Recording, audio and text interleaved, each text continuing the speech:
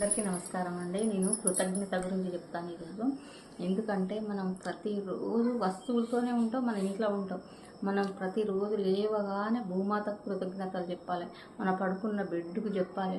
ఇక మనం స్నానం చేసినప్పుడు గంగా మాతకు కంపల్సరీ చెప్పాలి. అన్ని గంగా తీర్థాలన్నీ మన నీళ్ళలోకి ఆవాహించుకోవాలండి. గంగా, సరస్వతి, సింధు, కావేరి, కృష్ణమ్మ, కాశీ, గంగా అవన్నీ అనుకొని మన జలంలో సన్నిధి కూర అని మనం అనుకొని స్నానం చేస్తే చాలా బాగుంటుందండి. ప్రతి ఒక్కదానికి కృతజ్ఞతలు చెప్పాలి. మనం ఇంట్లో ఇల్లు శుభ్రం చేసుకుని కానీ చీపురు గట్టతో సహా కృతజ్ఞతలు చెప్పుకోవాలండి. ఎందుకంటే కృతజ్ఞత భావం చెప్పడం అంటే వాటికి ఒక ఎనర్జీ ఉంటుంది. ప్రతి ఒక్కదానికి ఒక ఎనర్జీ ఉంటుందండి. కనీసం చిన్న స్టోన్ కూడా ఎనర్జీ ఉంటుంది. మన కిచెన్లోకి పోయి మన స్టవ్ కూడా కృతజ్ఞతలు చెప్పుకోండి. వంట చేసేటప్పుడు అగ్నిదేవునికి నమస్కారం చేసి కృతజ్ఞత చెప్పండి. ప్రతి ఒక్కదానికి కృతజ్ఞత చెప్పుకుంటే ఆ ఎనర్జీ బాగుంటాయి.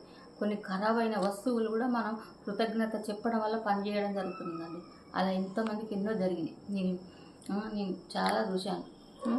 అందుకోసమే కృతజ్ఞతలు చెప్పుకోవాలి.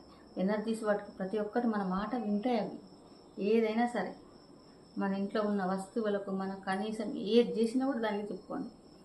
అందువల్ల చాలా ఫ్రీక్వెన్సీ వేరే ఉంటుంది. ఆ ఎనర్జీ లెవెల్సే వేరే ఉంటాయి. నాకు కృతజ్ఞత చెప్తుందని అవి వింటాయి ఎనర్జీస్ వల్ల.